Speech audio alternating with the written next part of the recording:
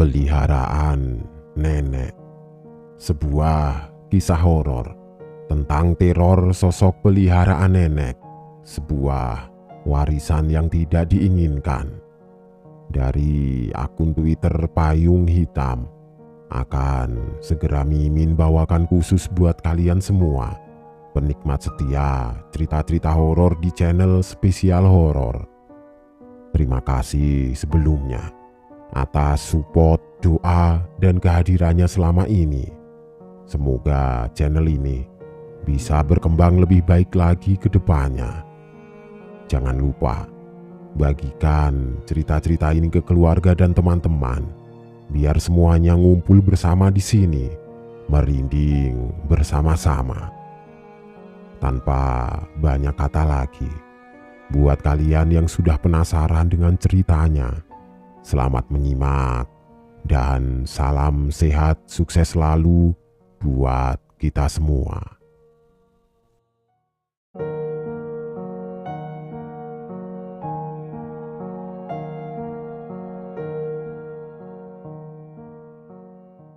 Kali ini sebuah cerita dari pengalaman konflik paling mencekam dari teman ibuku. Kejadian ini flashback di tahun 2002, di mana teman ibuku masih kuliah di Fakultas Kesenian Tari di Jakarta. Sedikit latar belakang. Teman ibuku ini sebut saja namanya Ambar. Dia kenal dengan ibuku karena waktu tahun 2016 ada workshop membatik. Jadilah ibuku ketemu dan mengenal Ambar ini. Akhirnya berteman sampai sekarang. Karena Ambar merasa sudah dekat dengan ibuku, akhirnya Ambar suka sharing apapun itu sampai ke hal pribadi, termasuk cerita absurd di hidupnya yang bakal aku ceritakan malam ini.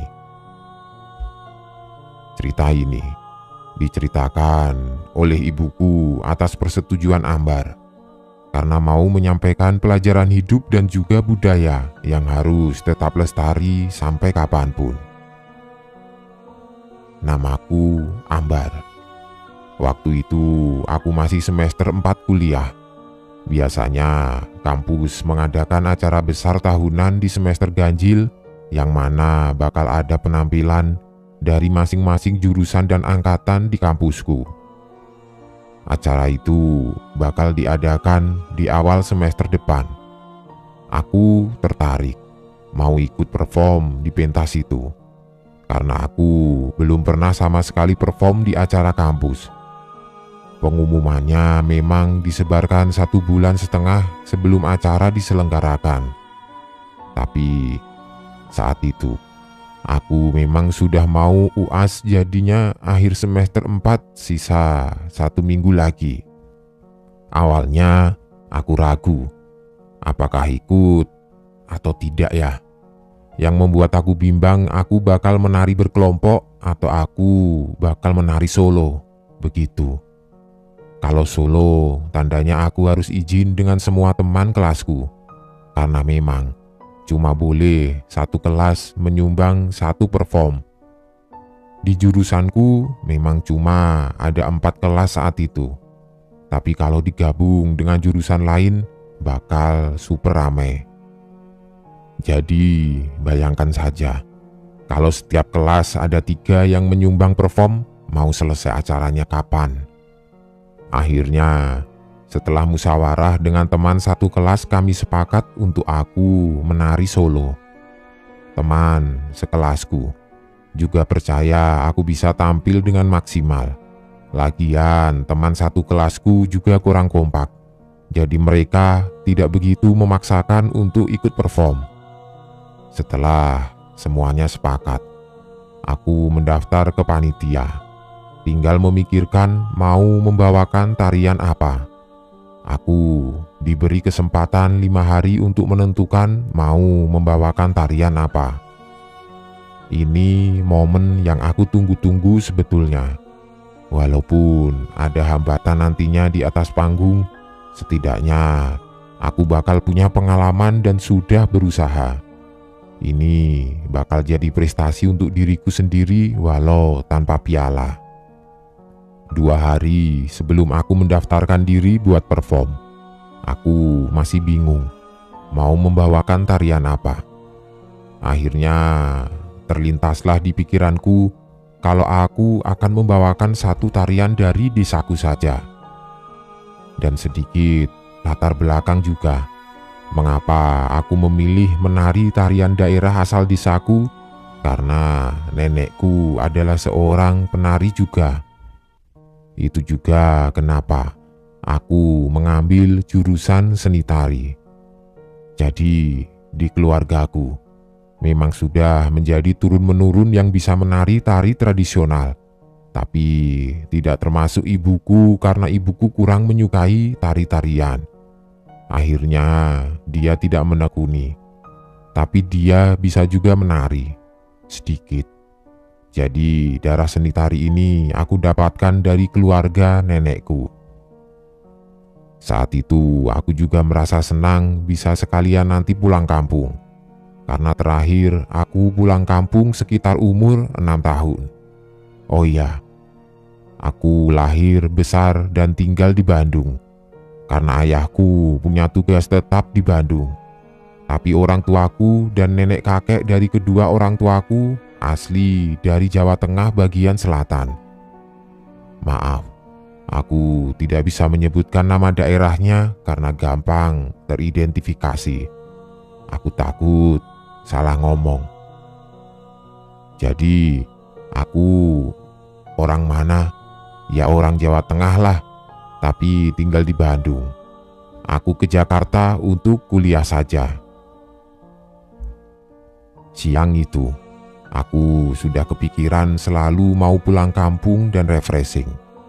Aku semangat ke kampus, ketemu dengan beberapa panitia pendaftaran pentas.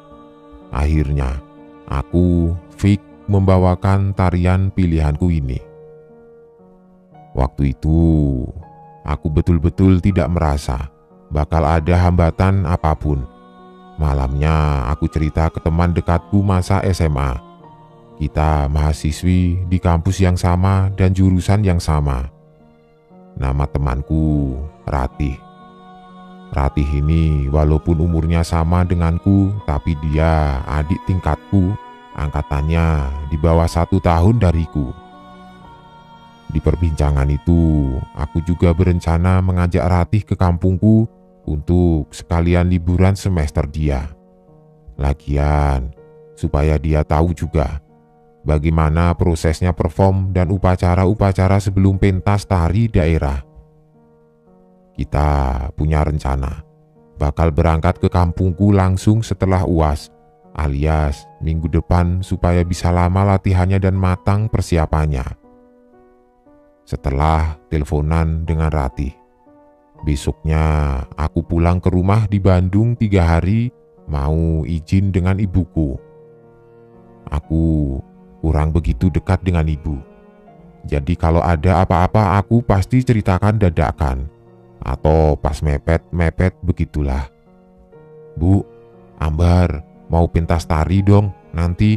Tapi masih lama sih, semester depan setelah UTS lah kayaknya. Ibu boleh nonton Bar? Kata ibuku.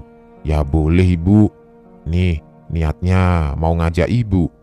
Emang kamu mau membawakan tarian apa Mbar? Nah itu bu, aku mau membawakan tarian dari kampung. Nanti Ambar mau minta ajarin sama nenek. Jadi nanti Ambar ke kampung ya bu. Loh, kenapa harus ke sana? Seketika raut muka ibu sudah beda, jadi garang. Aku bingung terus menjelaskan ke ibu. Iya, kan biar sekalian nenek yang ngajar. Omonganku tiba-tiba dipotong. Bisa-bisanya Mbar kepikiran ke sana. Sudah, cari yang lain saja narinya. Antara mau menjelaskan lagi ke ibu, kesal, dan takut sama ibu kalau sudah marah.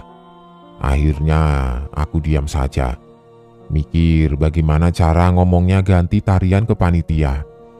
Tidak enak sekali, harus ke kampus lagi, takut disangka pelin-pelan juga.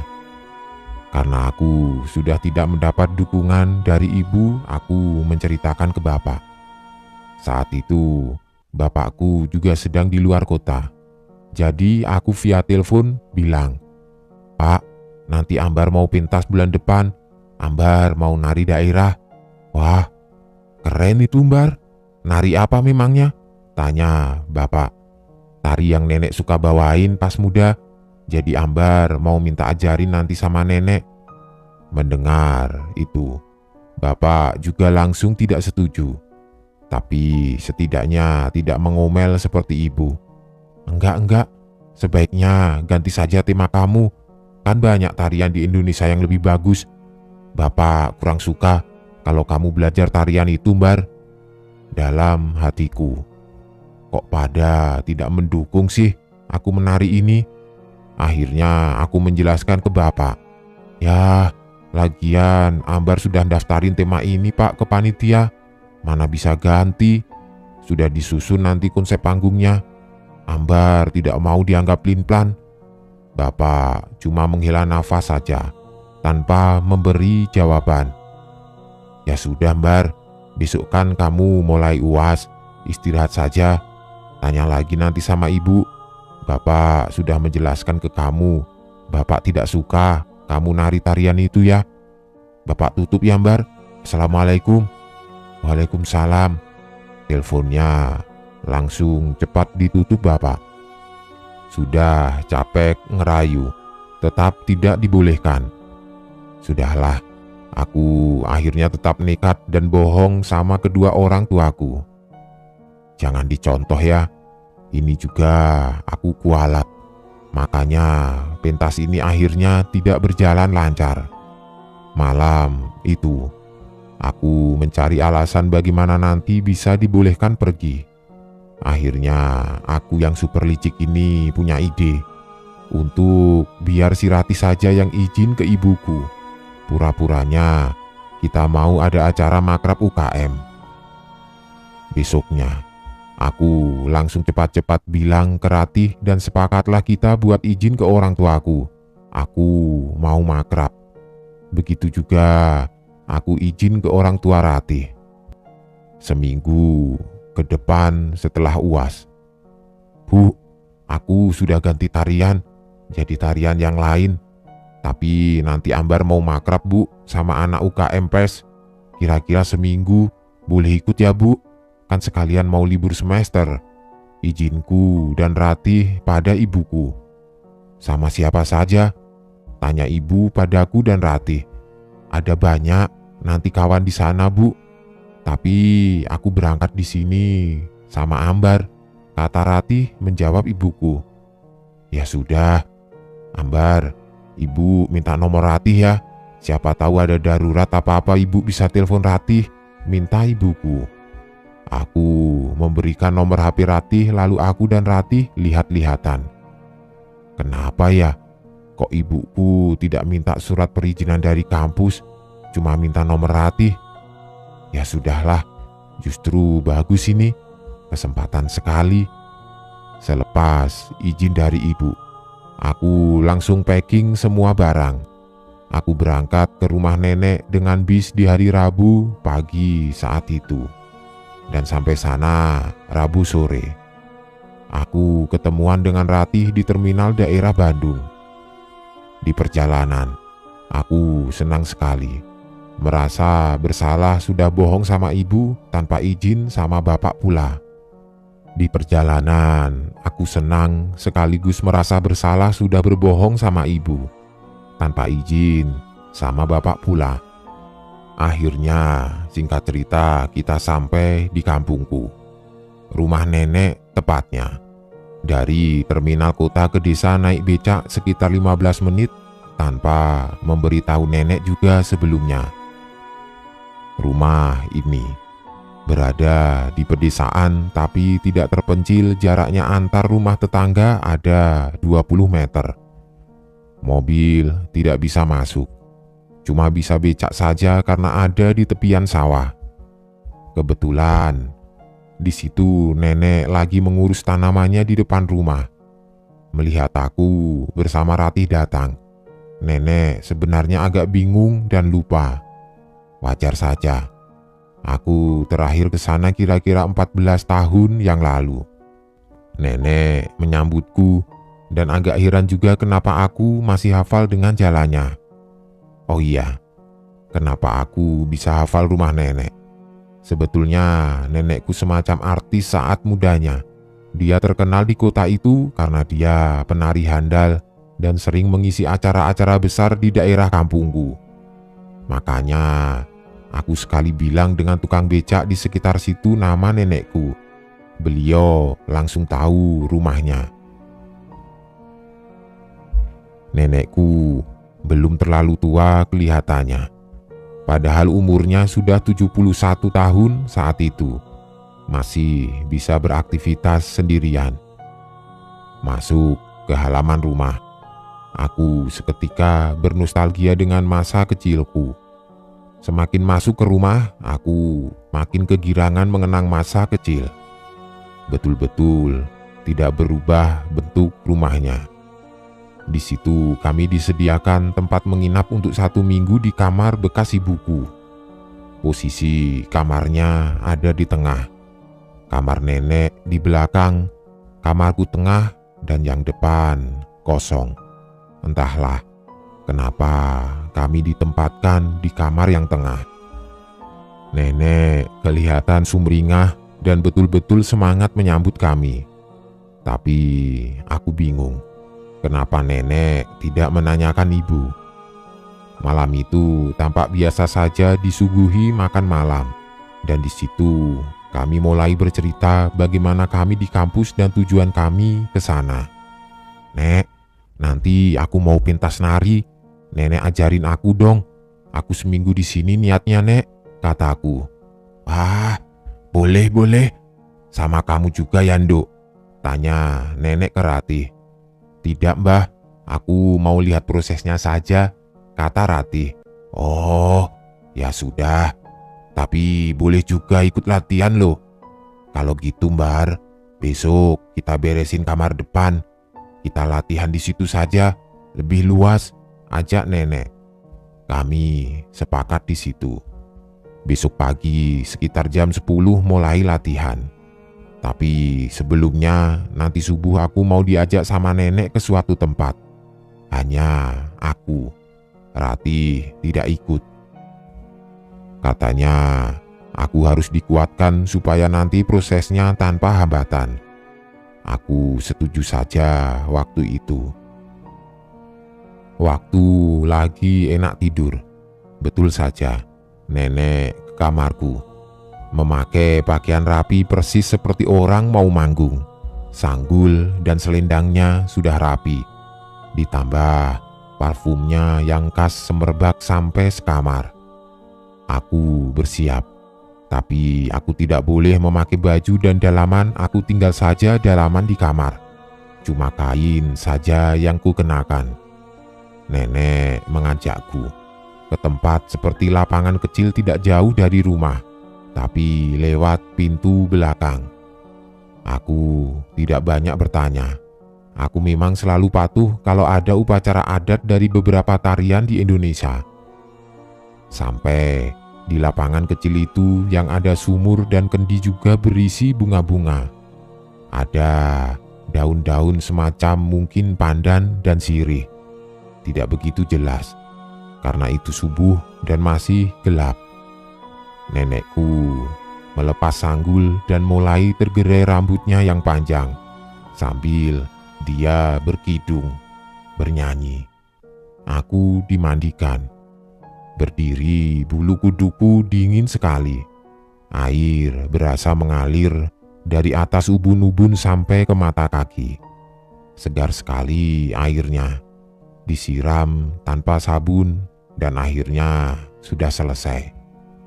Tahu-tahu nenekku menyuruh aku ganti dengan kain yang kering. Barulah kita pulang.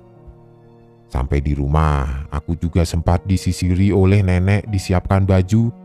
Padahal aku bisa menyisir sendiri, dan aku lupa dengan pakaian dalam yang tadi. "Sudah gadis ya kamu? Sudah punya pacar belum kamu, Mbar?" tanya nenek. "Belum, Nek. Belum kepikiran," sahutku bercanda. "Ya, baguslah, nanti saja pacarannya. Fokus ke kuliah kamu dulu. Sudah, sana tidur lagi. Nenek mau beres-beres," kata nenek sambil menghantarku ke kamar. Sekitar jam setengah 8 pagi, aku bangun dengan Ratih, sarapan dan siap-siap latihan. Di situ, kamar depan sudah rapi dengan beberapa cermin di sudut ruangan. Waktu aku masuk, nenek lagi muterin ruangan sambil memasang kemenyan dan sajen. Setelah itu, ditaruh di depan kamar kemenyannya. "Sudah siap ya? Ayo, sini, pemanasan dulu," kata nenek. Kita latihan seperti biasa sampai tidak terasa sudah jam 3 sore.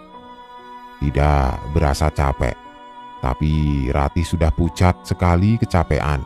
Mungkin tidak terbiasa dianya. Hari berjalan lancar, sampai satu keanehan. Tepat malam Jumat saat itu aku bersama Ratih lagi ngobrol-ngobrol di kamar sambil ngemil kuaci. Tahu-tahu aku batuk darah. Ratih kaget. Kenapa aku? Dia cepat-cepat keluar mengambilkan aku minum. Ratih berasa lama sekali ke dapur. Sudah gatal sekali tenggorokanku. Lama amat sih Ratih. Akhirnya aku beranjak dari tempat tidur lalu berdiri. Ratih kelihatan pucat masuk ke kamar dan buru-buru dia memegang gelas yang sudah berisi air setengah. "Kamu kenapa?" tanyaku ke Ratih. "Ini," Ratih tetap mematung sambil memberikan gelasnya kepadaku. Setelah aku minum, aku membersihkan darah yang ada di spray lalu siap-siap tidur. Aku belum berpikir macam-macam, tapi merasa aneh saja semenjak itu. Setelah aku mau siap tidur, Ratih masih dengan komiknya duduk di ujung kasur. "Kamu kenapa sih? Aneh banget dari tadi. Tidur yuk," ajakku. "Kamu kapan mau balik, Mbar?" tanya Ratih tanpa menjawab.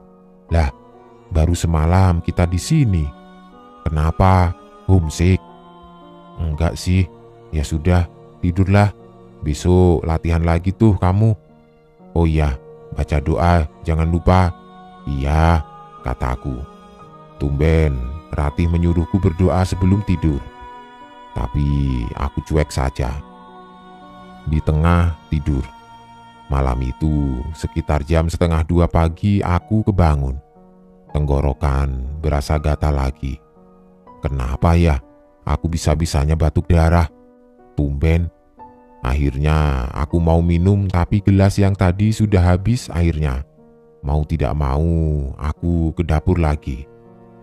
Waktu aku berjalan ke dapur, dapur itu ada di paling belakang rumah. Jadi aku harus melewati kamar nenekku. Waktu lewat, aku agak heran ada gerakan di dalam kamar karena pintunya terbuka sedikit. Masa iya nenek jam segini belum tidur? Apa lagi sholat ya? Ya sudahlah, aku melanjutkan lagi berjalan ke dapur. Waktu mengambil air, aku mendengar ada suara orang memotong kayu di halaman belakang. Siapa yang motong kayu malam-malam begini? Aku mengintip dari jendela. Ternyata itu nenek. Ngapain lagi sih? Sudah malam kenapa tidak besok saja? Tapi siapa yang di kamar? Akhirnya aku memberanikan mengintip. Tanpa ada rasa takut, tapi berasa tidak sopan saja. Betul, di situ tidak ada siapa-siapa. Aku melihat kamar nenek yang remang, wangi kemenyan, foto kakek. Oh iya, kakekku sudah meninggal. Tapi aku selalu tersenyum mengingat kakek. Tenteramnya masa tua nenekku dalam hatiku. Waktu aku menuju kasur, aku merasa menyandung sesuatu. Itu berupa tampah, baskom anyaman. Isinya ada ayam mentah, bunga-bunga, buah, dan beberapa benda asing lainnya. Aku tidak berpikir itu sajen, karena sajen yang biasa kulihat tidak seperti itu. Waktu aku menggeser lagi tampahnya, aku melihat ada foto anak kecil, rambut, celana dalam perempuan. Aku kaget mampus. Itu celana dalamku. Tapi ini siapa? Siapa di foto itu? Awalnya aku bertanya-tanya. Tapi akhirnya aku sadar itu fotoku waktu aku kecil. Kok ada bagian tubuhku di sini? Buat apa maksudnya? Dengar dari beberapa cerita, ini seperti model santet atau pelet. Karena panik, aku tidak sempat mengambil itu celana dalam.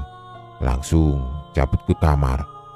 Untung aku tidak kepergok oleh nenekku.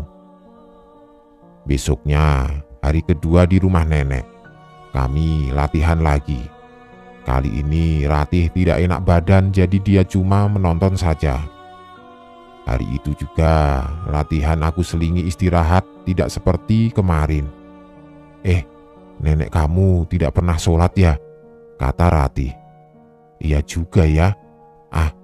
Tapi biarin, memang keluargaku bukan taat agama kok, kataku. Iya sih. Ratih, masa ya semalam aku ke kamar nenek, aku melihat ada fotoku di kolong kasurnya. Segala ada sidiku lagi, sama ada rambut, tapi tidak tahu rambut siapa. Panjang dan keriting begitu, seperti rambutku sih. Tapi masa iya sih? Ceritaku ke Ratih mengendap-endap takut ada nenek. Hah? Serius kamu? Kaget si Ratih. Iya, beneran. Apa ya itu? Ya, kamu keluarganya. Masa tidak paham? Sahut Ratih seolah tahu sesuatu. Enggak. Tapi semalam kenapa sih kamu tidak mau cerita? Tanyaku ke Ratih lagi. Semalam aku melihat nenek kamu aneh, Bar. Belum selesai cerita, tahu-tahu nenek sudah datang membawakan teh hangat. Minum ini biar kuat seperti nenek nih. Makasih, Bah, kata Ratih. Waktu baru minum seteguk, Ratih batuk hampir muntah dan menunjukkan muka tidak enak. Kenapa Ratih? Sambil aku usap punggungnya. Enggak apa-apa kok, keselep, kata Ratih seperti kelihatan bohong. Terusin dok minumnya, habisin, kata nenek sambil mengelus tangan Ratih terus cabut ke dalam rumah. Melihat nenek sudah masuk, Ratih bilang padaku, Bar, maaf ya, tapi ini teh getir sekali, mana ada pedes-pedesnya. Ini teh apa jamu sih? Gak biasa kali kamu sama teh orang begini. Punyaku manis kok. Ratih seperti kesal, terus tidak melanjutkan minum tehnya. Aku juga heran sama dia.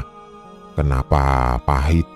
Padahal teh ini enak sekali, wangi dan manis, madunya enak. Latihan cuma berlanjut 2 jam. Habis itu kita menyelesaikan sore-sore sambil menemani nenek pergi ke pasar. Entah kenapa nenekku pergi ke pasar sore-sore. Umumnya kan pagi. Waktu aku ke pasar, Ratih kami tinggal di rumah sendirian karena demamnya belum pulih. Aku dan nenek ke pasar ternyata bukan membeli bahan makanan, tapi beli beberapa kain dan aksesoris sanggul. Nenek memang suka berdandan. Aku suka diajak juga waktu kecil untuk membeli beberapa riasan wajah. Selesai dari pasar, aku agak heran dengan tatapan warga di desa ini yang rata-rata sinis. Tapi waktu aku melihat ekspresi nenek, dia semacam tidak peduli. Aku melihat dari jauh Ratih di depan rumah sambil selimutan memegang golok. Turun dari becak, aku berjalan duluan daripada nenek dan menyamperin Ratih. Habis nebang bambu kamu ya?" ledekku. "Aku mau balik sekarang." Sambil agak berbisik berjalan mendekatiku, tapi ngebentak.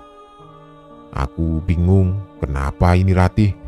Aku mohon sama dia untuk menginap 1 hari lagi, tapi dia diam saja. Di sini puncaknya. Malam ini Ratih tidur duluan tanpa ngomong sama sekali ke aku. Terakhir dia ngomong minta pulang. Aku salah apa ya? Malam itu sekitar jam 1:30 persis di jam yang sama kemarin aku bangun. Aku merasa tenggorokanku gatal lagi. Akhirnya aku mengambil minum. Tapi setelah minum aku merasa mual dan akhirnya muntah di dapur. Kaget. Yang keluar dari mulutku ternyata gumpalan hitam dan ada darah juga.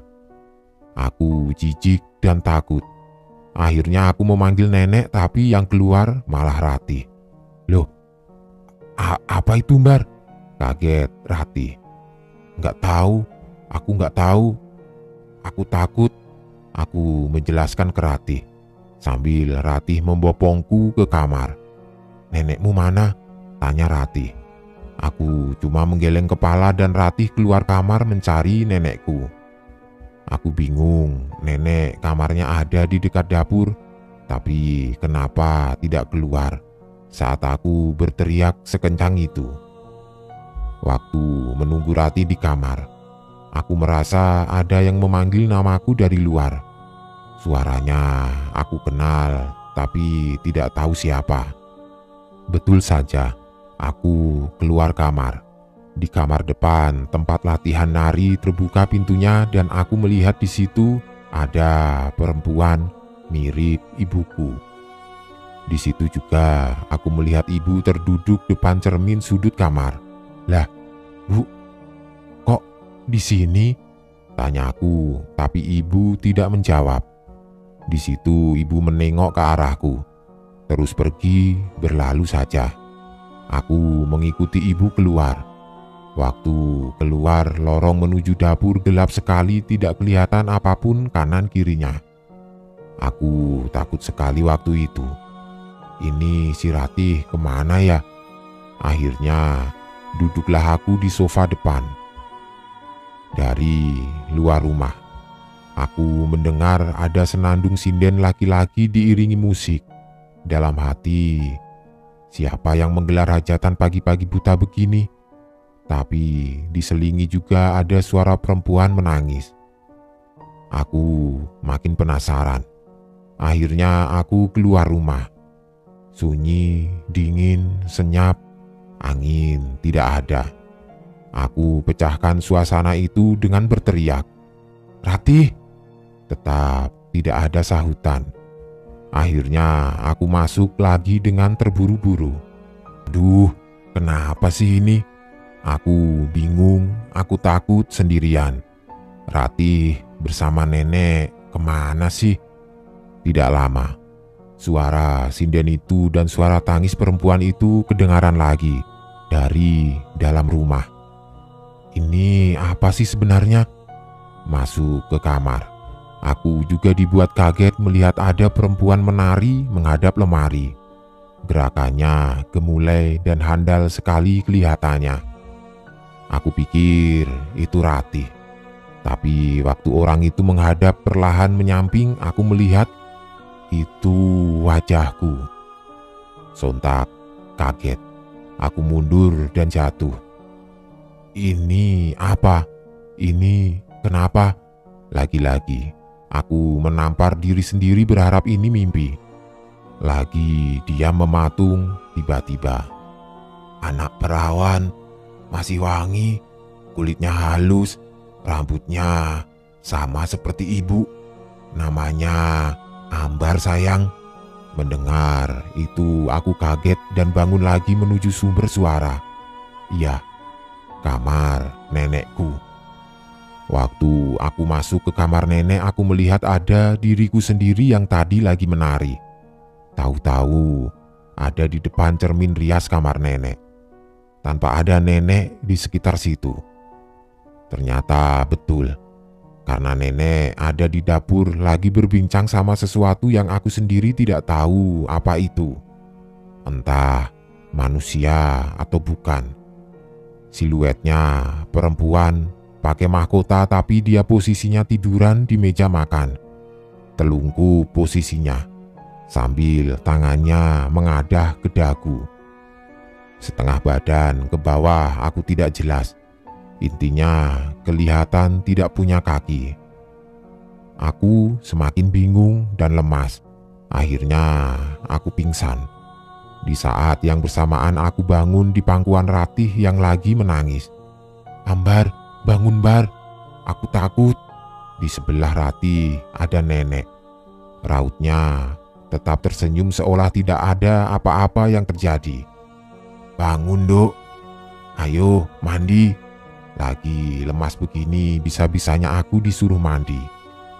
Akhirnya aku bangun. Tapi aku bertanya dulu ke nenek. "Sebenarnya Ambar kenapa, Nek?"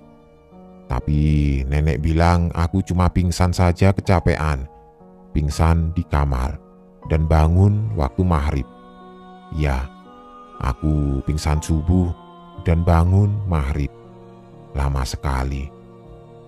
Waktu duduk mau makan malam, aku melihat Ratih sudah menatapku tidak enak selama di meja makan. Seolah menyuruh aku bilang ke nenek kalau aku harus pamit. "Nek, aku pulang malam ini ya," kataku.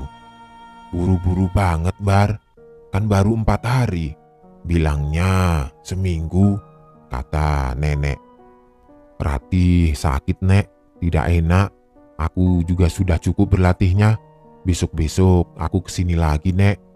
"Loh, tidak bisa begitu Mbar," ucapan nenek ngegas, tapi masih kelihatan ramah mukanya.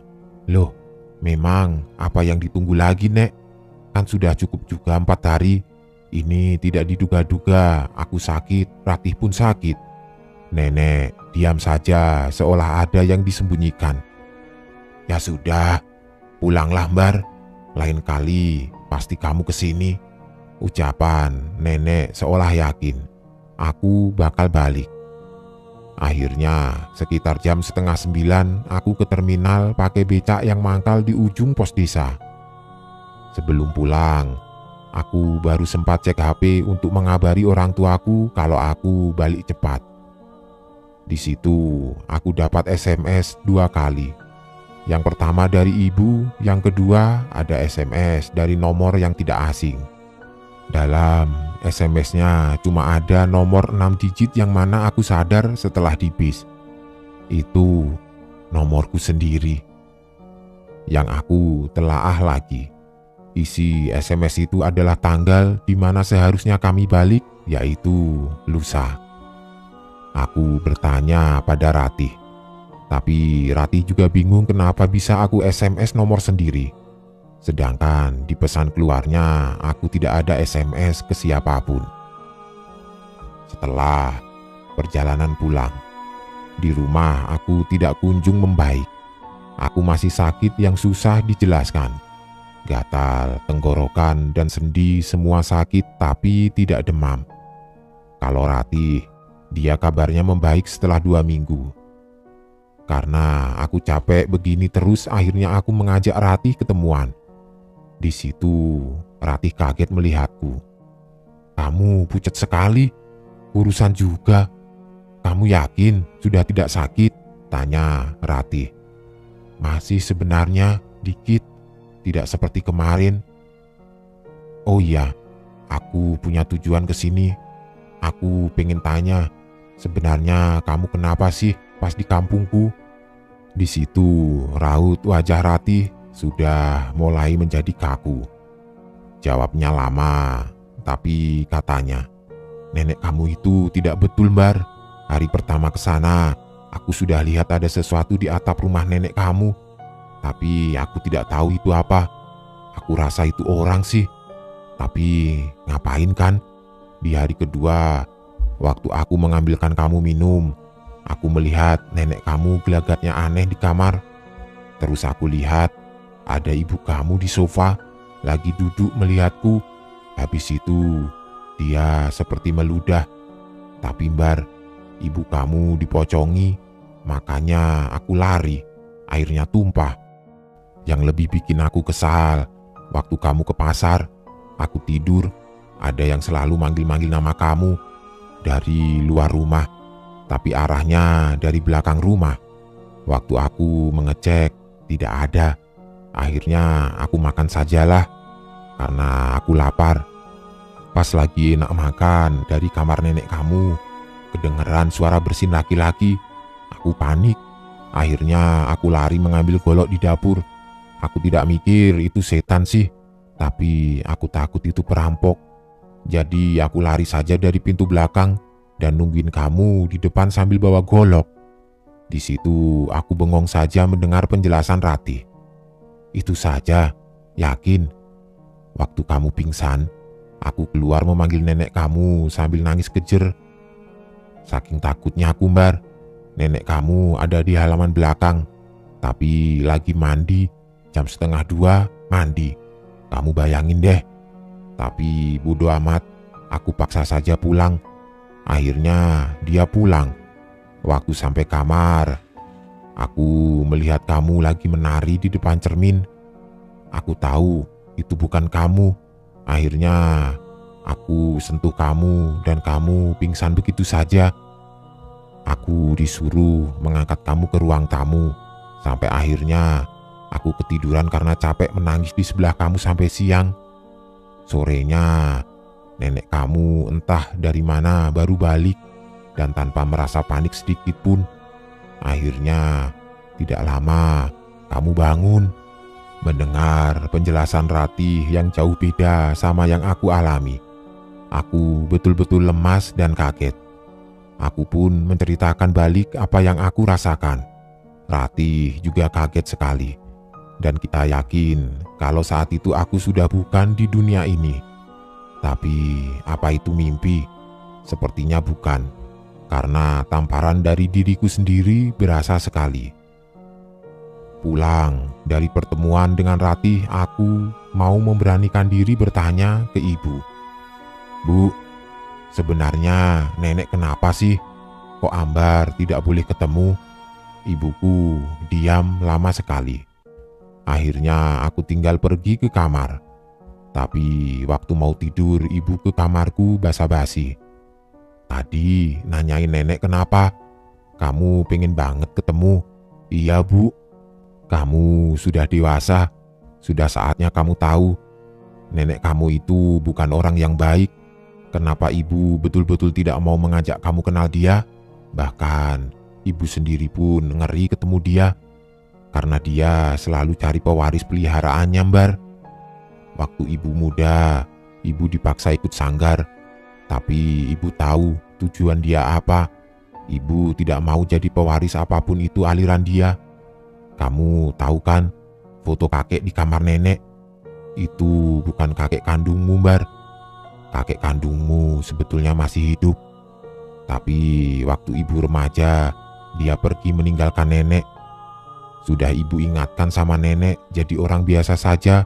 Jangan demi ketenaran, kecantikan, dan kepuasan dunia rela berbuat yang merugikan orang.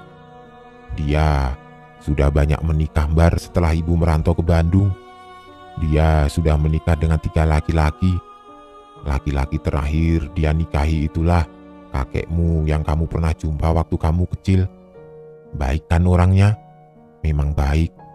Tidak pantas sama nenekmu yang macam pelacur itu. Tapi dari pernikahan semua itu, nenekmu tidak diberi keturunan. Cuma sama suami pertamanya saja, yaitu ibu. Ibu tidak tahu alasan kenapa tidak punya anak. Dan rata-rata kakek-kakekmu itu meninggal dengan tidak wajar. Sebetulnya nenek kamu sudah mau tobat semenjak menikah dengan kakekmu yang terakhir. Tapi karena kakekmu sudah meninggal duluan, akhirnya nenekmu berulah lagi. Kamu ingatkan dulu terakhir ke sana? Kamu ibu ajak pulang paksa karena dia minta kamu yang dia harap mau jadi pewaris peliharaannya, atau apalah itu. Karena ibu sudah membantah dari muda, ibu tidak mau jadi boneka nenek. Ibu punya pendirian yang kuat dan ibu juga mau punya kehidupan normal. Dulu waktu tinggal sama nenek, sering ada perempuan entah siapa, kadang ada, kadang pergi di rumah itu. Orangnya cantik, tapi ibu tidak yakin dia manusia. Dia semacam lumpuh, suka duduk di atas meja makan. Nenek kamu lebih perhatian ke dia daripada ibu. Makanya ibu sebut itu peliharaan nenek. Mendengar penjelasan itu aku syok. Apa yang diceritakan ibu sudah aku lihat dengan mata kepalaku sendiri. Dan kebenarannya betul-betul cocok dengan yang aku alami. Tidak bisa berkata, tapi nasi sudah menjadi bubur. Aku yang polos dan bodoh ini bisa-bisanya melawan orang tua kemarin dan mementingkan ego. Singkat cerita, hari itu hari pentas. Aku sudah siap gladi resik walaupun lutut dan sendi-sendiku berasa kaku. Tapi aku tetap paksakan seolah tidak pernah terjadi apa-apa. Riasanku sudah rapi dan beres. Rati menyemangatiku terus yang rapuh ini dari belakang panggung. Keren sekali nih, pasti kamu Bar. Pasti tidak sia-sia perjuangan kita nanti. Semangat yuk. Mendengar itu aku merasa lebih lega. Setting panggung dan sambutan sudah mulai terdengar. Suara musik tarianku dimulai. Aku mulai masuk ke pelataran. Mulai menari dengan santai dan menutup mata agar aku menghayati musik dan gerakannya. Seketika itu aku hanyut. Waktu aku membuka mataku, aku menari di hadapan orang-orang berseragam. Tanpa mata, tanpa ekspresi. Cuma ada satu orang yang menyeringai di sudut para penonton itu. Ya, itu nenekku. Kapan dia datang? Aku sudah hilang fokus. Setiap gong dipukul dan mataku dipejam, keadaan berubah lagi jadi aula kampus. Yang aku lihat, di sana orang tua mahasiswa dan mahasiswa lain. Setelah gong dipukul lagi, keadaan berubah lagi. Tapi di sini tanpa ada penonton. Cuma ada seseorang yang aku tidak kenal. Bentuknya perempuan tapi membelakangiku. Aku berusaha fokus lagi. Di saat yang sama, aku tunggu suara gong berharap keadaan kembali normal. Tapi tidak kunjung datang tabuhan gongnya. Sampai akhirnya, aku pejamkan mata. Ada suara lirih perempuan. Mampus kamu Jum. Jumirah adalah nama nenekku dan aku sadar sudah di atas panggung normal dengan tatapan orang-orang yang bingung. Mungkin aku sudah salah gerakan dan aneh. Akhirnya aku berusaha fokus dan pecah sesaat merasa ada ribuan es batu menimpa punggung dan kepalaku. Aku jatuh dan di situ aku tidak ingat apapun. Kebangun di antara kerumunan temanku dari kru kesehatan. Di sebelahku ada penabuh kendang dan Ratih. Aku tadi kenapa? Kamu kesurupan Bar. Kok tarian kamu jadi kasar? Semua orang kecewa sama kamu. Aku pun malu. Kenapa kamu hentak-hentak kaki di panggung? Orang pada takut loh. Segala kamu makanin semua bancakan di depan dosen-dosen. Gila kamu. Setelah Ratih menjelaskan, dia pergi. Tinggal aku, petugas, dan penabuh gendang tadi. Mbak, kalau bisa, habis ini ruqyah atau ke orang pintar ya. Ini bahaya. Bisa jadi nanti mbak nggak pernah menikah dan punya anak. Nggak apa-apa mbak, ini bisa selesai. Makanya menari itu tujuannya untuk keindahan dan menyampaikan pesan. Tapi mbak punya tujuan lain di sini. Dah, habiskan tehnya. Saya pamit ke depan dulu. Aku bingung juga maksudnya, tapi aku iyakan saja. Acara jadi kacau. Dan aku betul-betul malu dengan teman sekelasku. Aku tidak profesional. Orang tuaku juga pada saat itu datang telat untungnya. Tapi tetap saja, Ratih membocorkan semua yang terjadi. Ibuku marah besar, tapi bapak tetap menenangkanku bagaimanapun itu. Aku diruqyah dan ke orang pintar. Double. Akhirnya 2 hari setelah itu kondisiku membaik. Sendi-sendi tidak merasa sakit dan aku sudah mulai doyan makan. Tidak kurus lagi aku. Nenekku bagaimana? Sebulan setelah kejadian itu nenekku meninggal gantung diri. Kata orang kampung sekitar, nenek dibunuh orang karena menurut warga ada yang menjanggal di kematian nenek. Tapi sampai sekarang tidak ada yang tahu siapa yang membunuh nenek. Aku sedih mendengarnya, tapi ibu dan bapak puas. Aku sempat balik lagi ke desa untuk mengurus pemakaman nenek. Aku tetap jadi orang yang pemaaf dan penurut ke segala tuntutan. Makanya aku tetap kasihan sama nenek walaupun nenek sudah berusaha mengambil jiwaku. Pesan di sini, tetap hargai warisan leluhur. Keluargaku tidak pernah heran untuk adanya sesajen dan wangi-wangi kemenyan, karena untuk menghormati keluarga yang sudah tidak ada. Makanya aku selalu biasa saja. Yang tidak biasa itu kalau sesajennya sudah bukan berupa makanan matang, baru aku merasa aneh. Oh iya, semoga tarian-tarian daerah tetap ada seiring perkembangan zaman. Jangan sampai ada yang salah gunakan tarian seperti nenekku. Dan ketenaran juga bukan segalanya di hidup. Kecantikan dan ketampanan bukan hal penting untuk kelangsungan hidup. Bagaimana menurut kalian?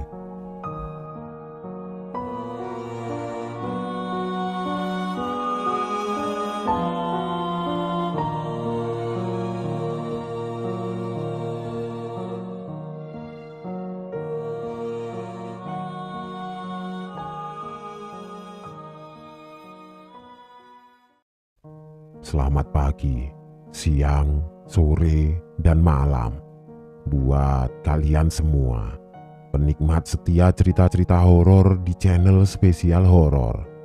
Doa terbaik buat kalian.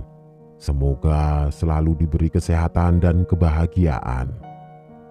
Kali ini bersama Mimin, kita akan menyimak sebuah cerita horor berjudul Pesugihan Warung Pocong dari akun Twitter @ceritaarwah, yang semoga ada hikmah di balik ceritanya yang bisa kita ambil.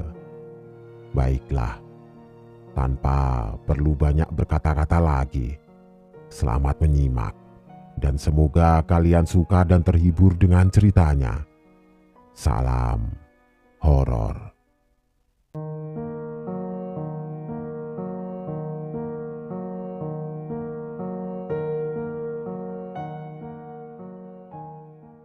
Cilacap 1990. Ranto yang siang itu sedang berjalan kaki menuju rumahnya setelah dari ladang bertani. Kemudian tidak sengaja menjumpai tetangganya yang bernama Wardi. Bunyi klakson mobil. Ranto, bagaimana kabarmu sekarang? Sapa Wardi dalam mobil. Loh, kamu ini Wardi kan? Kok sekarang kelihatan beda sekali kamu, Di? Ucap Ranto sambil matanya mengamati sebuah mobil keluaran terkini yang dibawa oleh Wardi. Beda bagaimana, Ranto? Iyalah, aku Wardi, masa orang lain? Oh iya, apa kamu mau pulang ke rumah? Bareng saja yuk, biar kamu tidak capek jalan. Ajak Wardi kepada sahabat kecilnya dulu. Nggak mau, Di, aku malu. Nanti mobil kamu kotor, didudukin sama aku habis dari sawah.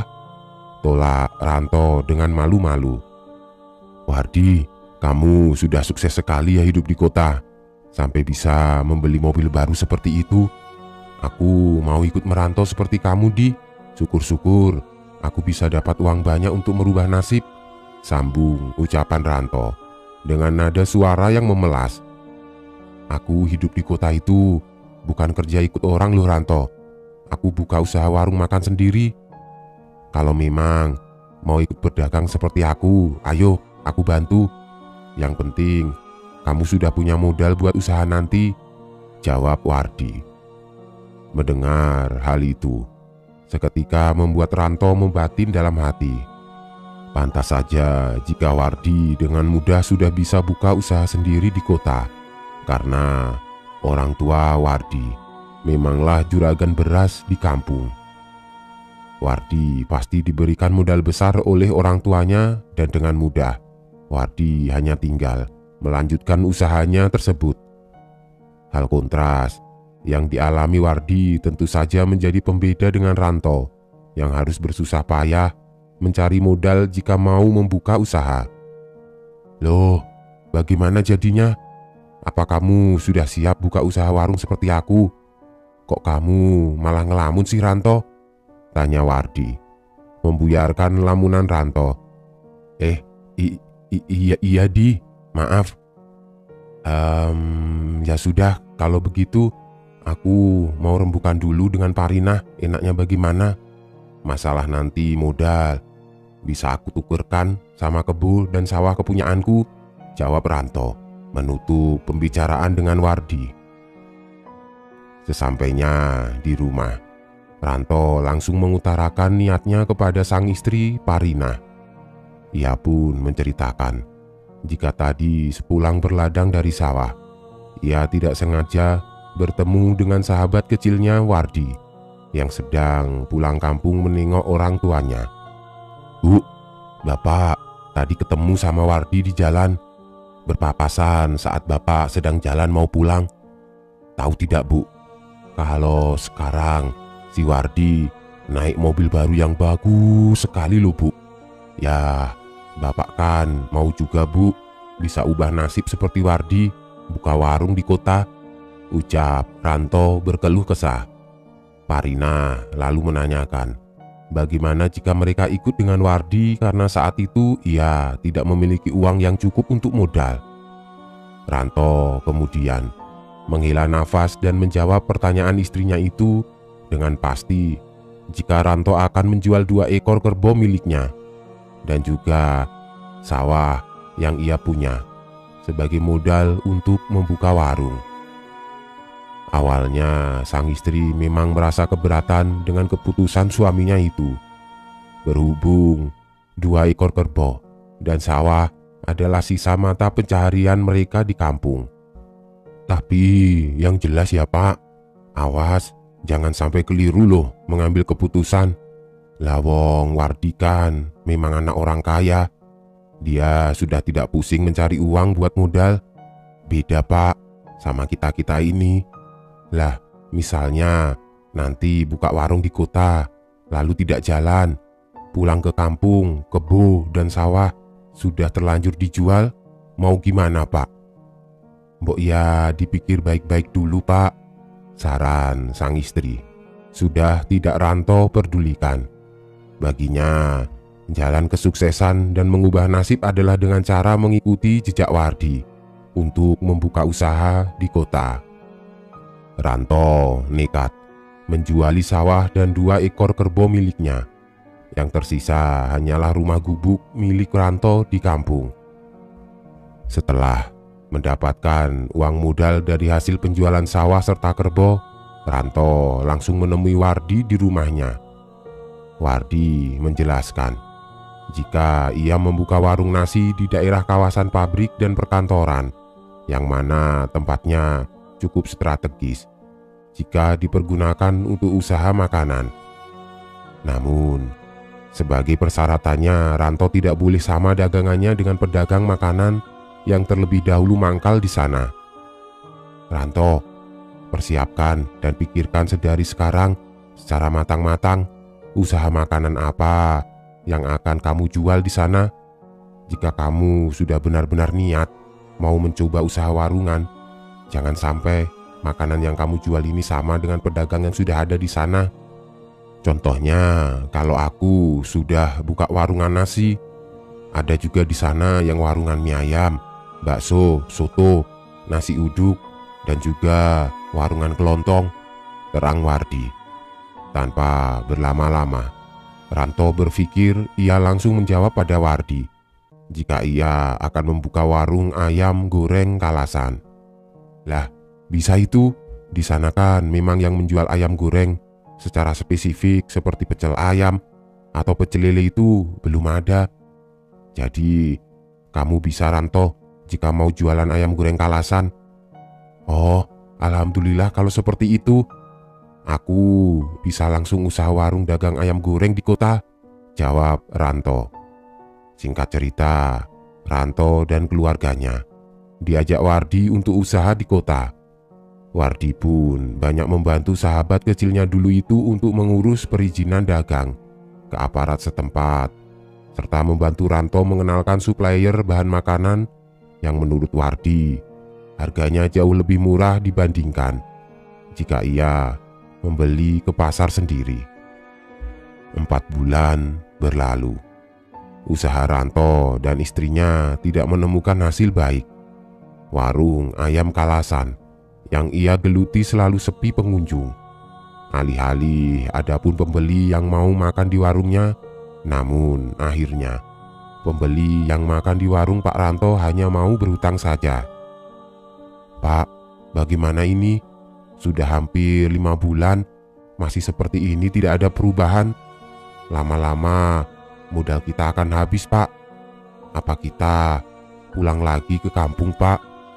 Ada yang jajan makan di sini, tapi hanya ngutang. Apa tidak pusing kepalaku, Pak, kalau seperti ini? Gerutu Parina, istri Ranto yang sudah kebingungan. Loh, ya nggak bisa toh, Bu. Kan kebo dan sawah sudah kita jual semua. Mau makan apa nanti kita di sana, Bu? Jawab Ranto. Dalam perbincangan sengit antara Ranto dan istrinya, tak sengaja Hendy mendengar percakapan itu dan ikut berkomentar. Maaf loh ya Pak, ini hanya sekedar masukan saja untuk warung Bapak. Jika masakan Bapak ini terlalu manis, bahkan sambal yang disajikan pun bercita rasa manis, sepertinya kurang cocok di lidah orang-orang sini yang sebagian besar dari suku Sunda dan Betawi yang menyukai cita rasa asin sama pedas. Barangkali Bapak bisa perbaiki lagi masakannya, ucap Hendy. Namun bukannya menerima masukan baik dari pelanggan, Ranto seolah cuek dan tidak mau menerima masukan. Ia berdalih jika memang citra rasa manis merupakan khas asli daerah sang orang tua yang mewarisi resep tersebut kepada Ranto. Lagi pula, Ranto takut jika ia merubah resep bumbu yang ada, malah menghilangkan rasa khas asli ayam Kalasan dari daerah asalnya tersebut. Dari hari ke hari, Ranto hanya duduk termenung di depan warung miliknya. Ada rasa iri yang menjalar di hati Ranto melihat para tetangga warungnya ramai diserbu para pengunjung saat jam makan siang. Ia berandai-andai jika saja warung dagangan miliknya bisa selaris warung makan Wardi yang hanya berjarak 10 meter dari warung milik Ranto. Tapi apalah daya, kenyataannya dalam sehari warung ayam goreng Ranto tidak sampai menghabiskan 1 ekor ayam. Bahkan seringkali ayam dan nasi yang tidak habis dijual, mau tidak mau harus dibuang karena sudah basi. Dan yang membuat hati Ranto tambah mendidih kepanasan, yaitu Yamilatun, istri Wardi, seringkali membeli nasi di warung Ranto karena nasi di warung Wardi selalu kehabisan. Oh iya, dulu masak itu tidak pakai magicom, tidak seperti sekarang yang cuma tinggal dicetekin saja. Jadi dulu kalau menunggu nasi matang itu cukup lama karena masaknya lewat dandang kukusan. Dalam pergumulan hati Ranto, ia kemudian bercerita kepada budenya di kampung tentang kemelut usaha yang sedang dihadapi. "Halo Bude, ini Ranto Bude. Sepertinya Ranto akan ikut kerja dengan Bude saja, menggarap sawah kepunyaan Bude di Blora. Usaha Ranto di kota masih belum membuahkan hasil Bude. Ranto pun bingung, jika Ranto pulang ke kampung, Ranto sudah tidak memiliki apa-apa lagi, karena 2 kerbau dan sawah peninggalan ibu serta bapak sudah Ranto jual untuk merantau Bude," ucap Ranto berkeluh kesah di telepon. Secara mengejutkan, ternyata jawaban dan reaksi dari sang Bude Ranto ini di luar dugaan. "Aduh Lele, kamu cuma seperti itu saja sudah mau pulang. Jangan mau kalah. Jika warungmu sepi, itu artinya kamu harus segera pergi ke dukun. Ya, siapa tahu saja toh warung di sekitarmu juga pakai bantuan dukun." Ucapan dari budenya itu membuat Ranto tersadar. Dalam pikirannya, mungkin saja selama ini warung ayamnya goreng sepi karena warung di sekelilingnya semua memakai bala bantuan dukun, sehingga para pelanggan enggan untuk makan kembali di warung Pak Ranto. Ranto dan sang istri kemudian segera bertanya-tanya kepada tukang becak di mana ada orang pintar yang tidak jauh dari warungnya itu. Kebetulan si tukang becak yang sebut saja Pak Januri kenal dengan orang pintar yang membuka praktek di dekat lokasi tersebut. Di hari yang dijanjikan, Ranto dan Parina langsung mendatangi dukun tersebut diantar oleh Pak Januri. Sesampainya di sana, tanpa basa-basi Ranto langsung mengutarakan apa yang menjadi keinginannya. Ya, bisa diatur itu Ranto, asal bayarannya sesuai saja. Saya minta mahar 50.000, tapi 100% bisa saya pastikan warungmu akan laris manis. Oh iya, di tahun 1990 uang 50.000 itu besar sekali. Begitu ucap Mbah Dukun. Setelah dipikir-pikir, akhirnya Ranto dan Parinah pun setuju untuk memberikan mahar tersebut. Untuk ritualnya, si dukun kemudian mengajak Parinah untuk membuka celana dalamnya dan diberikan kepada si dukun untuk diberi aji-ajian di atas asap kemenyan. Mulut si dukun terus berkomat kamit membaca mantra, dan tidak lama celana dalam Parinah yang sudah diasapi kemenyan ia bungkus dengan kain merah. "Nah, ini ritualnya sudah selesai. Saat kamu memasak, pastikan barang ini ikut terkena oleh asap panas masakanmu. Oh iya, barang ini pun jangan sampai lupa tercuci, maka nanti khasiatnya akan hilang. Dan terakhir yang tidak kalah pentingnya, kalian harus mengambil 7 tanah kuburan dari 7 kuburan yang berbeda di malam Jumat Kliwon atau Selasa Kliwon. Jika sudah berhasil, sebarkan tanah kuburan itu kepada warung-warung saingan kalian." Sepulang dari rumah dukun, Parinah dan Ranto mengikuti perintah sang dukun untuk menjalankan semua anjurannya. Keesokan harinya, tepat di malam Selasa Kliwon, Parinah serta Ranto mengendap-endap menyusuri kuburan umum untuk mendapatkan 7 tanah kuburan dari 7 makam yang berbeda. Dan segera mereka menaburi di warung nasi milik Wardi, warung soto milik Ibu Gendak, warung mie ayam milik Pak Joyo, warung bakso milik Pak Samsul, dan warung nasi uduk Ibu Halimah. Namun karena rasa iri dan warung yang paling ramai adalah warung nasi milik Wardi, maka diputuskanlah tanah kuburan yang paling banyak Ranto sebar adalah di warung nasi milik Wardi.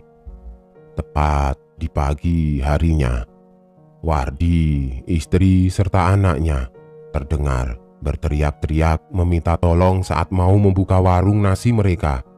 Mereka melihat ada banyak ular hitam berukuran kecil yang tersebar di warungnya. Sontak saja, Pak Samsul, Pak Joyo, dan juga Ranto langsung menghampiri warung Wardi yang banyak ditemukan ular hitam. Ranto dalam hatinya bahagia melihat teman kecilnya itu mulai terkena teror.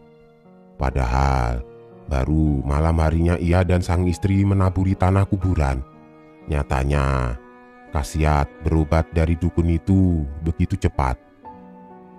Ranto yang menyadari itu adalah akibat dari asiknya menaburi tanah kuburan agar tidak dicurigai, berusaha untuk berperilaku biasa-biasa saja dan berpura-pura simpatik atas kejadian aneh yang menimpa Wardi. Kok bisa ada banyak ular hitam di sini? Saya selama bertahun-tahun jualan di sini tidak pernah menemukan banyak ular hitam macam ini, tanya Pak Joyo keheranan. Sudahlah Pak Joyo, tidak perlu keheranan seperti itu. Mungkin saja ini karena musim hujan dan ular-ular yang bersarang di bawah tanah mulai mencari tempat aman, jawab Ranto. Nah, benar juga Ranto ini. Bisa jadi ada kemungkinan ular-ular itu sedang mencari tempat persembunyian baru karena musim hujan, timpal Wardi masih berbaik sangka. Tapi kok aneh ya? Ya Tuhan, jika ini sebuah firasat buruk, semoga dijauhkan dari hal-hal yang tidak-tidak, sahut Pak Samsul ikut berkomentar. Jangan suudon seperti itu Pak Samsul, tidak baik, jawab Ranto berpura-pura. Di sisi lain, Parinah yang sedang memasak ungkep daging ayam kalasan yang akan dijajakannya tidak lupa untuk mengasapi celana dalam miliknya yang telah diberi guna-guna dan dibungkus kain merah. Dalam hati, Parinah membatin supaya di hari pertama dia berjualan dengan menggunakan aji-ajian dari si dukun, bisa langsung ada bukti khasiatnya. Dan benar saja, baru di hari pertama berjualan menggunakan aji-ajian pesugihan itu, begitu tiba di jam makan siang, para pekerja pabrik dan pekerja kantor yang biasanya berlangganan di warung nasi Wardi seperti terhipnotis masuk ke dalam warung kalasan milik Ranto. Bahkan ada pula yang sudah memilih menu makanan. Entah mengapa tiba-tiba langsung bisa tidak jadi makan dan memilih untuk makan di warung milik Ranto. Hal aneh pun dirasakan oleh Ibu Gendak, manakala satu panci penuh kuah soto yang ia masak pagi-pagi sudah basi saat jam makan siang para karyawan pabrik. Oleh karena hal demikian, seketika warung Ibu Gendak langsung ditinggal para pelanggannya karena mereka berpikir jika Ibu Gendak ini memanaskan kembali kuah soto yang tidak habis kemarin. Ah, tidak jadilah Bu, kami makan di tempat Ibu Gendak. Masa soto Betawi pesanan kami semua basi Bu? Jangan tidak jujur begitu dong Bu. Kalau mau jualan, kan nanti Ibu sendiri yang rugi. Saya yakin ini pasti kuah soto yang tidak habis beberapa hari kemarin, tapi masih Ibu panasikan, bentak salah satu mandor pabrik yang kesal karena soto yang ia dan anak buahnya makan rasanya kecut, seperti sudah basi. Bu Gendak mati-matian membela dirinya dan tidak mengaku jika ia memasak makanan sisa kemarin. Pak Kadir, Bapak itu kan sudah langganan Pak di warung saya. Saya tidak pernah Pak masak makanan kemarin yang tidak habis. Lagian saya ini kan jualan soto Betawi yang memakai kuah santan. Jadi ya tidak bisa dong Pak kalau saya berlaku curang seperti yang Bapak tuduhkan kepada saya, bela diri Bu Gendak. Loh, ya saya mana tahu, kan Ibu Gendak penjualnya. Ini terbukti soto yang kami makan rasanya kecut. Kalau tidak percaya Ibu Gendak, cobalah sendiri nih soto Betawinya, jawab Pak Kadir. Bu Gendak yang tidak percaya akan hal itu lalu mencicipi sedikit makanannya. Tapi rasa sotonya memang benar-benar kecut dan berlendir. Nah, bagaimana Bu? Tidak enak kan memang?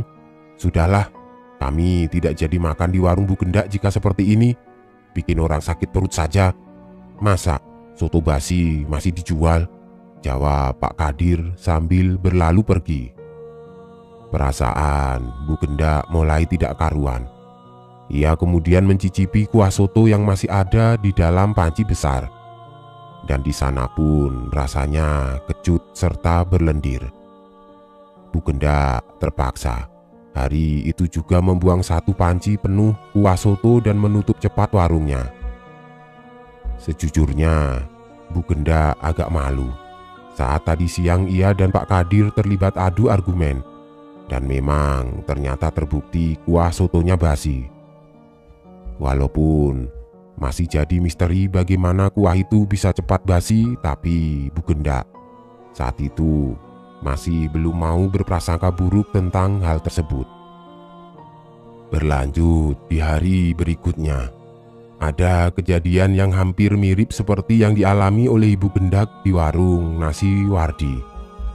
Saat jam makan siang, beberapa pelanggan wanitanya menjerit-jerit karena di dalam piring nasinya terdapat beberapa serangga yang mati mengering. Sontak saja, seisi warung nasi Wardi menjadi geger. Tanpa banyak basa-basi, satu persatu pelanggan meninggalkan warung nasi Wardi karena dianggap tidak higienis. Wardi memelas kepada pelanggannya untuk kembali makan lagi dan mengganti makanan yang sudah tercemar dengan makanan yang baru. Namun, karena mereka sudah kadung kesal dan jijik melihat ada beberapa lalat mati dan juga kaki-kaki kecoa yang ada di dalam piring nasi, para pelanggan pun enggan untuk kembali makan di tempat Wardi. Wardi dan Jamilatun hanya bisa saling menguatkan melihat warung makannya kini kosong ditinggal para pelanggannya. Wardi lalu mengintip ke arah warung milik Ranto. Yang biasanya warung Ranto itu sepi akibat dari insiden warung soto Ibu Gendak kemarin dan akibat dari insiden warung nasi Wardi. Kini warung Ranto ramai diserbu para pembeli saat di jam makan siang tiba. Saat malam hari tiba, Riko dan Damar, penghuni mes pabrik dekat warung nasi Wardi yang lapar, kemudian berjalan ke warung Wardi untuk membeli makan malam. Namun dari kejauhan, yang mereka berdua lihat, warung nasi Wardi dipenuhi oleh sosok pocong sedang duduk berjejer di warung miliknya. Sontak saja, Riko serta Damar lari terbirit-birit dan tidak jadi makan malam di warung nasi Wardi. Dengan cepat, berita jika warung nasi Wardi ini angker saat malam dan juga tidak higienis menjadi buah bibir para karyawan pabrik. Oleh sebab itu, Wardi harus menerima kenyataan warung nasi miliknya benar-benar sepi pengunjung. Dari mulai buka di pagi hari sampai dengan setutupnya di malam hari. Bahkan, Wardi tidak jarang menerima kenyataan jika seharian ia tidak menerima pemasukan dari hasil jualannya sepeser pun. "Bu, apa kita harus kembali pulang kampung saja ya? Daripada meneruskan warungan seperti ini sepinya. Tidak pagi, tidak siang, tidak juga malam. Sepi, ada yang beli juga tidak mau kembali lagi besoknya," ucap Wardi. Sang istri Jamilatun menyarankan untuk sebaiknya pulang dulu saja ke kampung supaya bertemu dengan Pak Gondo, ayah Wardi. Barangkali Pak Gondo bisa membantu menyelesaikan jalan keluar permasalahan Wardi dan Jamilatun. Di sisi lain, saat warung Wardi tutup sementara karena pulang kampung, kini tidak habis-habisnya kejadian demi kejadian aneh ikut menimpa warung mie ayam Pak Joyo, nasi uduk Bu Halimah, kedai bakso Pak Samsul, dan warung soto Ibu Gendak. Bu Halimah yang sudah terlebih dahulu berjualan di kawasan pabrik itu mengaku kini masakan nasi uduknya menjadi cepat basi dan berbau busuk seperti bau bangkai. Padahal ia tidak pernah menemukan kejadian seperti itu selama bertahun-tahun jualan di sana. Selain itu, Bu Halimah mengaku jika seringkali ia menerima aduan karena di dalam nasi uduknya terdapat banyak batu-batu kerikil, kutu beras, dan juga rambut. Ia sendiri heran karena Bu Halimah memakai kerudung dan tidak mungkin rasanya jika itu rambut miliknya yang terjatuh di dalam nasi. Apalagi sampai bisa ada banyak kutu beras dan batu kerikil karena ia memastikan mencuci berasnya dengan bersih. Bu Gendak, bagaimana ini? Masa sih saya tiap jualan pasti ada saja keanehannya, Bu? Masa dalam satu hari saya bisa 3-4 kali masak nasi baru berhasil, Bu? Kalau tidak begitu, bau nasinya pasti tidak enak, terlalu benyek atau terlalu keras nasinya. Kalaupun rasanya sudah pas, setelah dijual, saya selalu terima komplain kalau di dalam nasi banyak rambutnya, banyak kerikilnya, banyak kutunya. Saya bingung, Bu Gendak. Cerita Bu Halimah di warung soto milik Ibu Gendak. Aduh, apa jangan-jangan air yang kita pakai untuk masak ini sudah tercemar limbah pabrik ya, Bu Halimah? Soalnya setiap saya masak soto di pagi hari, saat tiba siang hari, rasanya sudah berubah kecut dan berlendir, Bu. Mau tidak mau kan, saya harus masak dadakan, Bu. Ketika menjelang makan siang, itu pun saya jadi tidak bisa masak satu panci penuh kuah soto seperti hari-hari kemarin, karena takut nanti basi lagi, sahut Bu Gendak yang ikut berkeluh kesah. Berbeda dengan Bu Halimah dan Ibu Gendak, Pak Joyo dan Pak Samsul yang memang saudara sekandung pun saling mengutarakan keresahannya masing-masing. Kang Joyo, kok warung bakso saya semakin hari semakin sepi ya? Biasanya sehari bisa habis 50-60 mangkok bakso. Ini bisa habis 20 mangkok pun sudah syukur. Saya tidak mengerti loh, Kang. Kenapa ya bisa seperti ini? Rasanya saya meracik bumbu baksonya sama saja seperti biasanya, dan sama sekali tidak ada yang dirubah, Kang. Tanya Samsul kepada sang kakak. Lah, saya juga tidak tahu, Sul. Saya saja sampai heran kok. Bisa kata orang mie ayam saya ini pakai ayam tiren karena berbau tengi. Malahan ada juga yang sampai marah-marah di warung karena ada belatung di dalam mie ayam. Saat ini dalam sehari saya bisa jual 10 porsi mie ayam saja, sudah alhamdulillah loh, Sul. Jawab Pak Joyo sambil menggaruk-garuk kepalanya keheranan. Sepertinya ada yang tidak beres ini, Kang. Barangkali ada yang mencoba mengguna-guna warung kita. Buktinya warung nasi Wardi saja sampai benar-benar sepi dibuatnya. Dan juga warung Bu Gendak serta warung Bu Halimah, jawab Samsul. Apa maksudmu ini semua ada hubungannya dengan warung Ranto itu, Sul? Kita tidak bisa asal tuduh tanpa bukti loh. Nanti kita sendiri yang akan rugi apabila tuduhannya tidak benar, sahut Pak Joyo sambil memperhatikan warung Ranto dari kejauhan. Iya, saya paham, Kang. Memang tidak boleh asal tuduh. Tapi kan tidak salah kalau saya punya kecurigaan terhadap warung milik Ranto itu. Yang biasanya sepi kok tiba-tiba bisa membludak penuh pelanggan saat jam makan siang.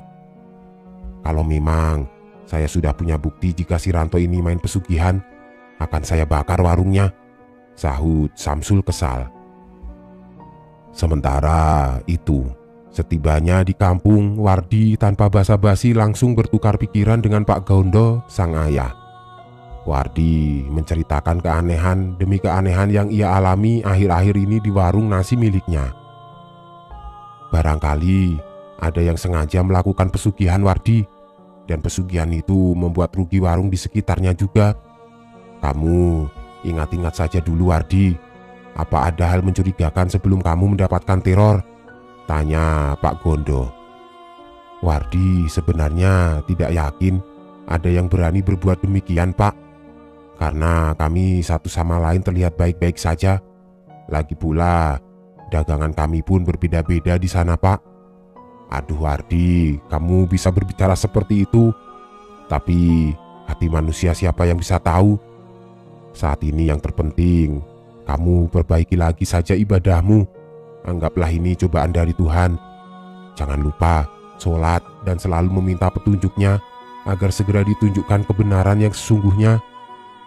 Apa sebaiknya Wardi ikut ke dukun saja, Pak, untuk mencari tahu siapa yang tega ingin menghancurkan usaha Wardi? Ya janganlah Wardi. Masa iya setan mau dilawan sama setan juga?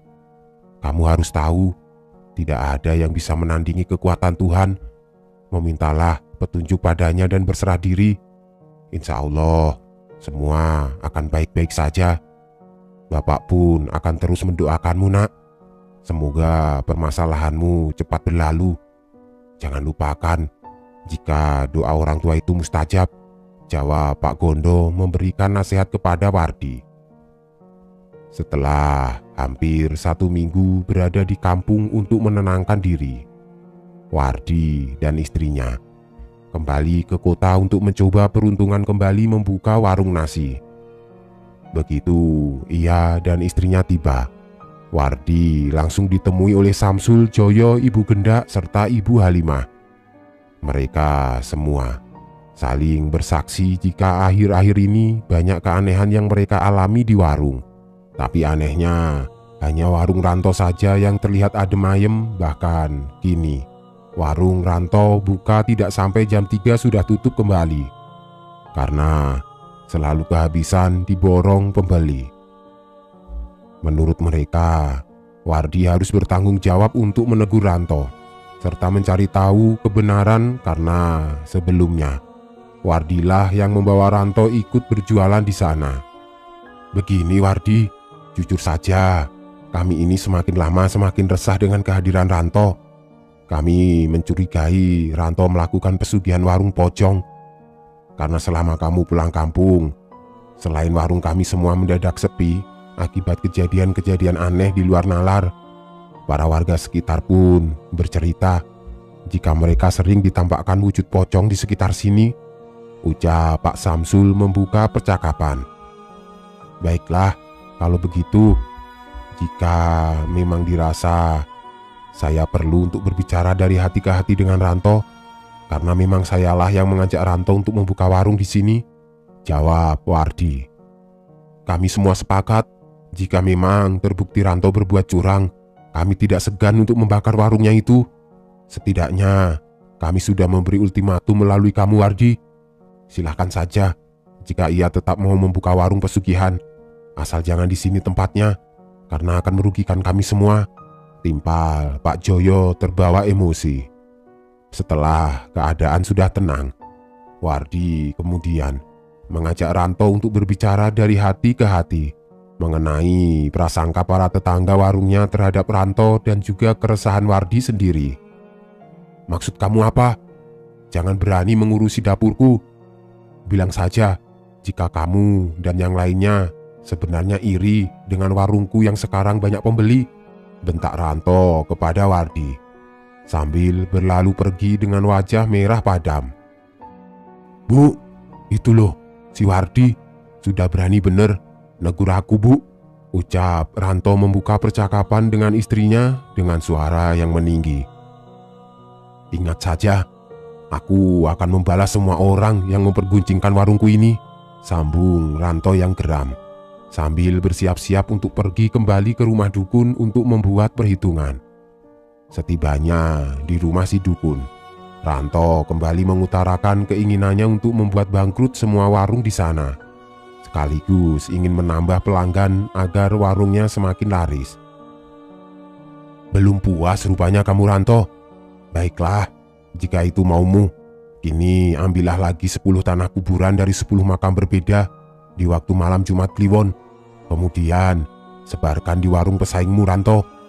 Dan ini ku beri garam yang sudah aku masukkan aji-ajian agar masakanmu semakin nikmat dan banyak pembeli, ujar si dukun. Naas bagi Ranto saat menjalankan aksi kedua kalinya. Ketika malam tiba, ia tidak sengaja dipergoki oleh Samsul yang saat itu kebetulan ia masih sibuk mengolah bakso untuk dijual besok harinya. Samsul yang tidak sengaja melihat gelagat aneh Ranto mengendap-endap ke belakang warung nasi Wardi dan berjalan sambil menabur-naburkan sesuatu, lalu mendekati warung Ibu Genda yang letaknya persis bersebelahan dengan warung nasi milik Wardi. Samsul masih memperhatikan gerak-gerik Ranto yang ternyata juga menaburkan hal yang sama di warung soto milik Ibu Genda. Karena sudah kadung kesal, Samsul segera berteriak membangunkan para tetangganya. Ranto, ternyata kamu benar selama ini yang buat warung kami semua terkena sial. Dan karena ulahmu, tempat kami jadi sering kali ditampaki oleh sosok pocong. Jangan lari kamu Ranto, teriak Samsul. Saat semua sudah terbangun, Samsul langsung menunjukkan bukti tanah kuburan yang sengaja ditaburi di belakang warung milik Wardi dan Ibu Genda. Tanpa berlama-lama, Samsul dan sang kakak segera membakar habis warung milik Ranto serta mengusirnya. Walaupun Ranto dan istrinya mengemis-ngemis mengiba meminta maaf sambil bersujud meminta diberi kesempatan.